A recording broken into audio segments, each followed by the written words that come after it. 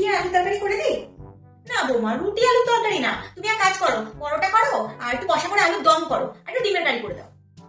আর ও ভাত খায়, ও ভাত খেতে খুব ভালোবাসে, ওর জন্য একটু ভাত বসিয়ে দাও আর একটু মাছের তরকারি করে দাও। কিন্তু মা আজকে আমার রান্না করতে ভালো লাগছে না। রান্না ভালো লাগার জন্য বানাই না তো, রান্না পেট ভরার জন্য বানায়। আর সামান্য 3 জনের রান্না করতে গিয়ে ভালো লাগছে না? আর আমার সময় আমি 10 জনের রান্না দুবেলা করে দিতাম। আমি রোজ 10 রকমের খাবার বানাতাম, তোমাকে তো সেটা বানাতে বলছি না। সব ভালো লাগছে না ভালো লাগছে না বললে